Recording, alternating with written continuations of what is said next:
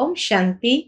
आज 28 नवंबर 2022 के बाबा के अनमोल मधुर महावाक्य सुनेंगे।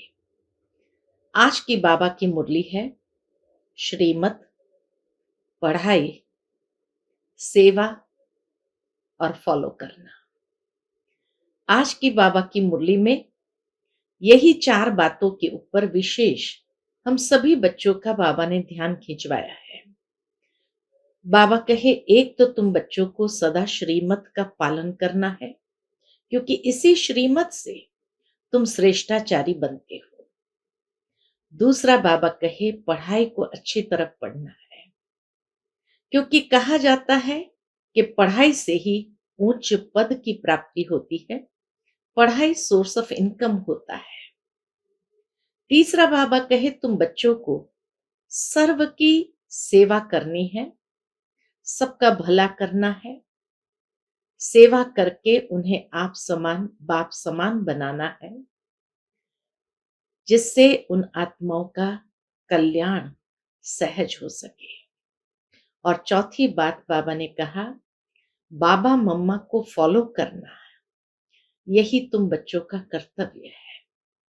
उसी के आधार पर सदा आगे से आगे बढ़ते रहेंगे। तो सुनते हैं बाबा के मधुर महावाक्य। ओम शांति। मीठे बच्चे, पढ़ाई अच्छी रीति पढ़कर उसका सबूत दो, सर्विस कर औरों को भी लायक बनाओ, तब ऊंच पद के अधिकारी बनेंगे। आज की मुरली से प्रश्न है, इस बेहद के स्कूल में वाह वाह किन्हों की होती है? उत्तर, जो खुद अच्छी रीति पढ़ते हैं और दूसरों को आप समान बनाने की सेवा करते हैं, रूहानी कमाई में बिजी रहते हैं, सिर्फ दूसरों को देख खुश नहीं होते, लेकिन माता पिता समान सेवा कर उनके तख्त पर बैठते हैं, उनकी वाह वाह माता पिता व अनन्य बच्चे करते हैं। जो अपना टाइम वेस्ट करते हैं, पढ़ाई पर ध्यान नहीं देते, माता पिता को फॉलो नहीं करते, उन पर तरस पड़ता है। वह उच्च पद पा नहीं सकते। उनकी सदा कंप्लेन रहती कि हमारा योग नहीं लगता।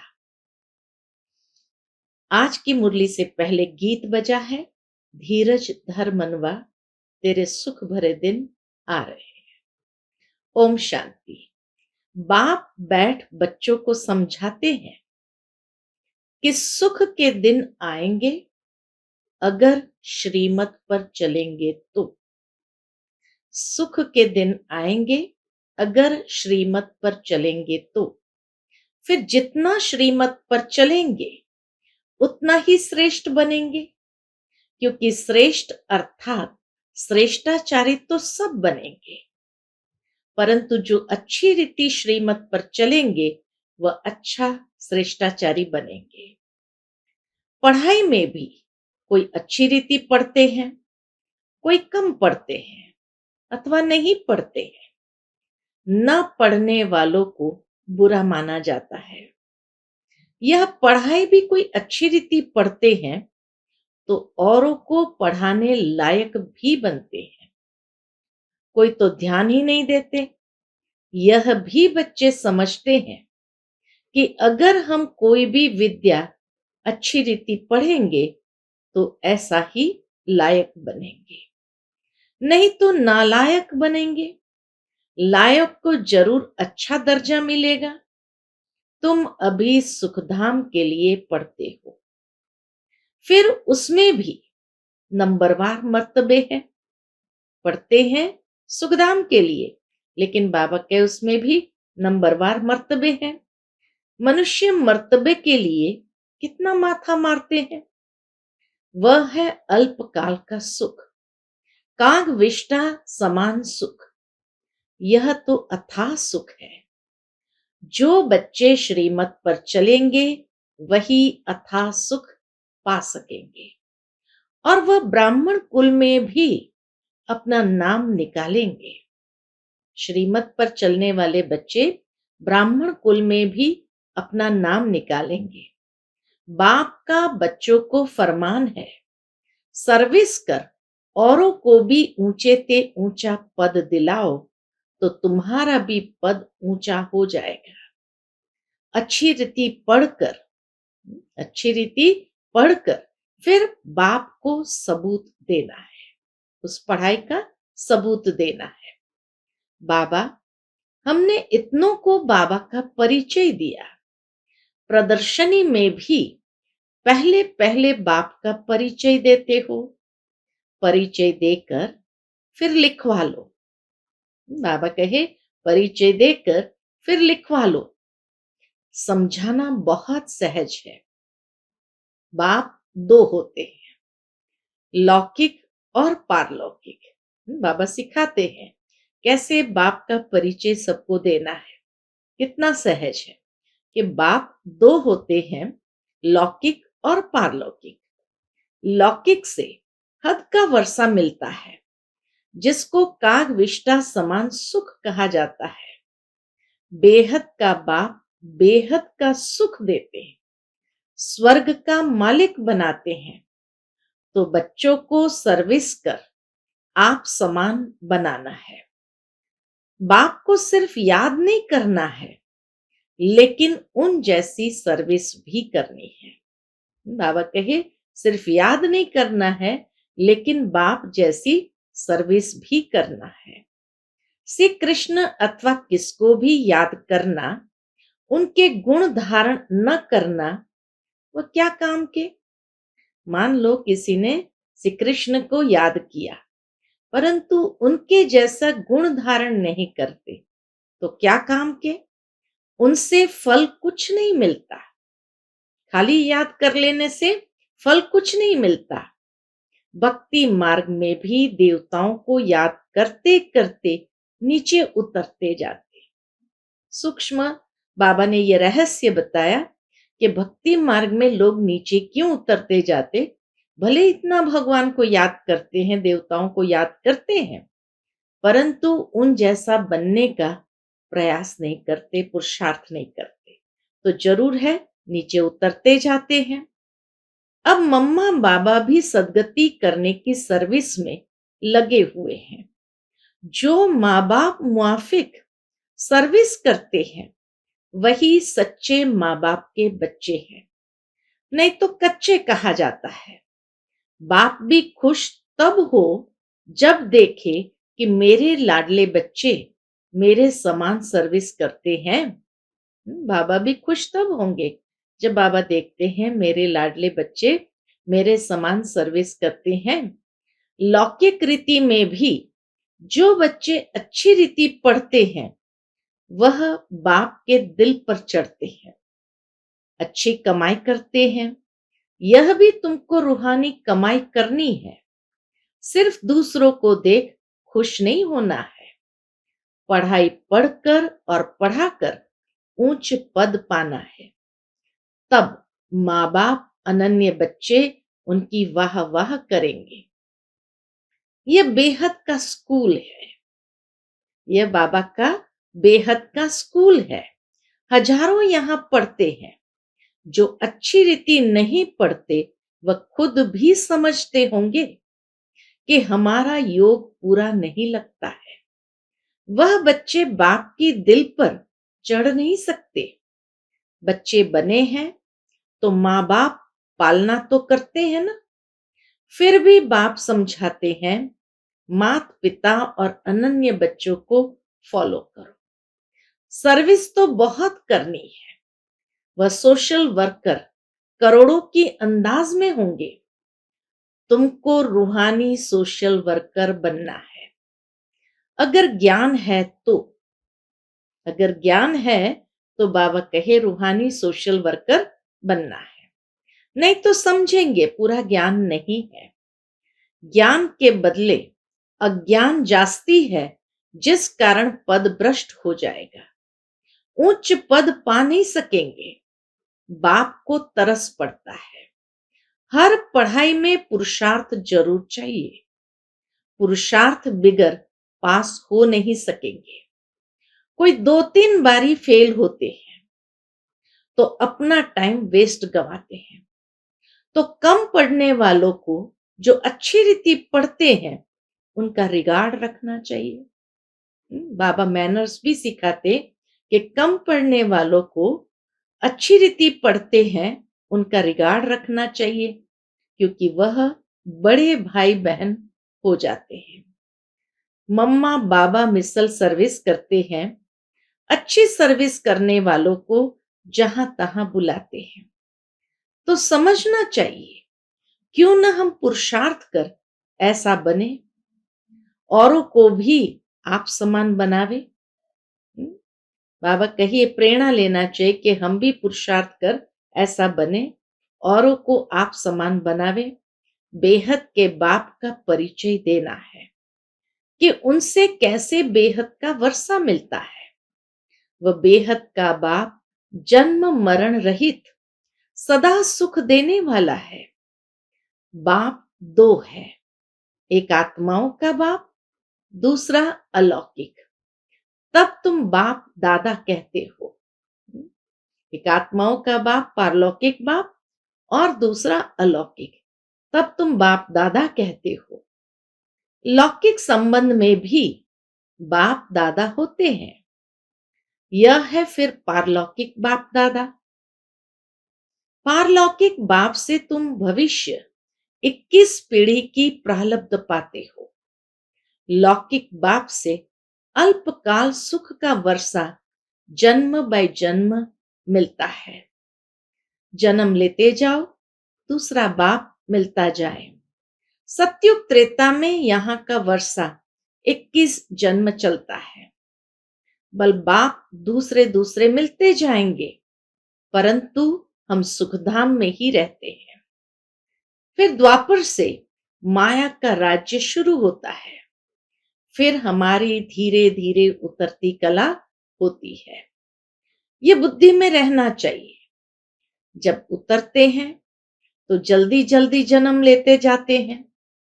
जैसे ही द्वापर से उतरती कला होती, तो जल्दी जल्दी जन्म लेते जाते हैं।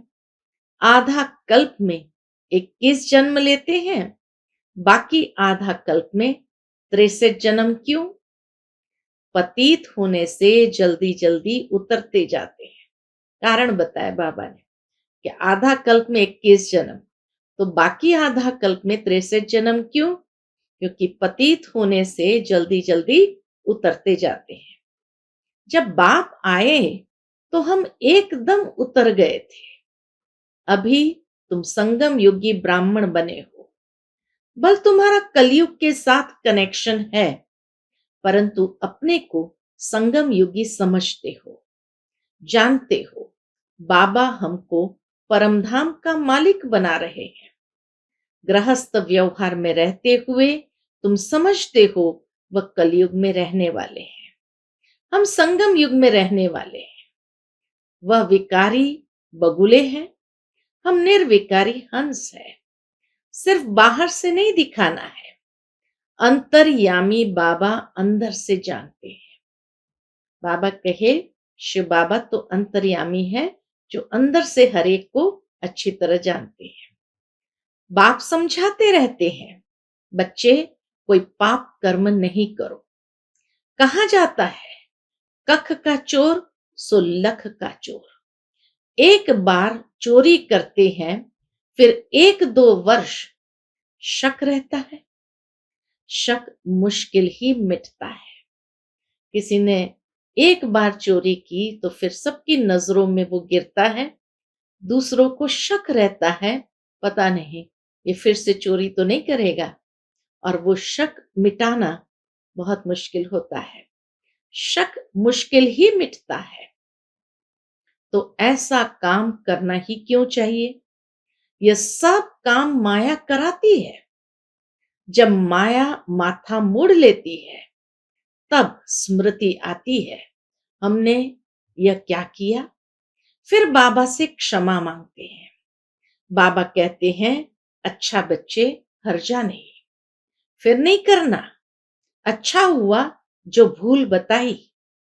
बाबा के आगे सच बताने से बाबा कहे अच्छा हुआ जो भूल बताई, नहीं तो वृद्धि हो जाती। बाबा को लिखते हैं, हमने क्रोध किया, काला मुंह किया, अपना भी तो स्त्री का भी किया। बाबा लिखते हैं, बाप का बनकर प्रतिज्ञा कर काला मुंह किया, ब्राह्मण कुल को कलंक लगाया, सजा के अधिकारी बन जाएंगे। ऊंचे ते ऊंचा है ब्राह्मण कुल, देवताओं से भी ऊंचा है। तुम ब्राह्मण भारत को पतित से पावन बनाते हो। तुमने सतयुग त्रेता में 21 जन्म राज्य भाग्य किया, तब सुंदर थे। फिर 63 जन्म कामचिता पर बैठ काले हो गए, तब श्याम बने। कहते हैं सागर के बच्चे कामचिता पर बैठ खत्म हो गए। फिर सागर ने ज्ञान वर्षा की तो जाग पड़े, गोरे हो गए। इस श्री कृष्ण की आत्मा को 84 जन्म जरूर लेने हैं। 21 जन्म सुंदर, 63 जन्म श्याम। अब उनकी लात पुरानी दुनिया तरफ है, मुंह नई दुनिया तरफ है। पांडव भवन के गेट के सामने ही वो चित्र है श्री कृष्ण का, लात नरक को और मुख नई दुनिया तरफ। जो नंबर 1 पूज्य था वही पुजारी बन अब लास्ट नंबर में है। खुद ही पुजारी बन नारायण की पूजा करते थे, अब खुद ही पूज्य नारायण बनते हैं। इनको ही फर्स्ट नंबर में जाना है। ब्रह्मा का दिन स्वर्ग, ब्रह्मा की रात नर्क। शिव बाबा आते हैं नर्क को दिन बनाने। अब आधा कल्प की रात पूरी हो, दिन होता है। शिवरात्रि कहते हैं, परंतु शिव के बदले श्री कृष्ण का नाम कह दिया है कि श्री कृष्ण का जन्म रात को हुआ। अज्ञानता की कलयुगी अंधेरी रात में शिव बाबा अवतरित होते तो श्री कृष्ण के लिए कह दिया कि श्री कृष्ण का जन्म रात को हुआ। है शिव बाबा की बात। शिव बाबा की तिथि तारीख वेला का कुछ भी पता नहीं कि किस समय आया। श्री कृष्ण की वेला है, वह पुनर्जन्म में आने वाला है। शिव बाबा तो झट आकर परिचय देने लग पड़ते हैं। शिव बाबा तो सीधा ही आकर परिचय देने लग पड़ते हैं। कुछ समय तो पता ही नहीं पड़ा कि यह कौन आया है।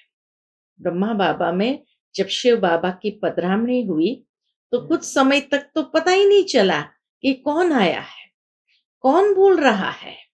बाद में मालूम पड़ा कि यह तो शिव बाबा ज्ञान का सागर है। शिव बाबा ब्रह्मा द्वारा विष्णुपुरी की स्थापना करते हैं। ब्रह्मा यहाँ है, कृष्णपुरी भी यहाँ है। लक्ष्मी नारायण के तख्त पिछाड़ी विष्णु का चित्र होता है, परंतु ज्ञान कुछ भी नहीं। वहां मालूम नहीं पड़ता है कि क्यों विष्णु का चित्र लगाया है। वास्तव में बाबा कहे ये वहां का कोट ऑफ आर्म्स है कि गृहस्थ व्यवहार में रहते हुए कैसे इन अलंकारों के आधार पर वो राज्य चलाते हैं। तो कोट ऑफ आर्म्स माना राज्य चिन्ह, राज्य चिन्ह कहा जाता है। तो इसीलिए बाबा कहे लक्ष्मी नारायण के तख्त पिछाड़ी विष्णु का चित्र होता है, परंतु ज्ञान कुछ भी नहीं। जैसे गवर्नमेंट का त्रिमूर्ति चित्र है। कलयुग में भारत सरकार का 3 शेर और नीचे चक्र, ये चित्र राज्य चिन्ह का चित्र बताया जाता है। बाबा कहे ये समझने की बातें हैं। बच्चे जास्ती नहीं समझते हैं। भला लौकिक पारलौकिक बाप का कॉन्ट्रास्ट तो समझते हो ना, याद भी करते हो। हे पतित पावन, हे रहम दिल, हे दुख हरता सुख करता। सतयुग में कोई याद नहीं करते। बाप यहाँ ही सब मनोकामना पूरी कर देते हैं। सतयुग में तुमको इतना अथाह धन मिलता है जो वहां माथा मारने की दरकार ही नहीं। तुमको श्रीमत पर चलना चाहिए। जो नहीं चलते वो या निधन के हैं, उनको कहा जाता है बगुला। तो हंस को बगुले के साथ भी रहना पड़ता है। हंस को बगुलों के साथ भी बाबा कहे रहना पड़ता है। गृहस्थ व्यवहार में तो रहना ही है। इसीलिए रिपोर्ट आती है, भाई झगड़ा करता, फलाना झगड़ा करता, दुनिया में झगड़ा ही झगड़ा है। पवित्रता पर भी झगड़ा चलता है। खान पान की परहेज रखनी होती है तो बगुलों के लिए मुसीबत हो जाती है।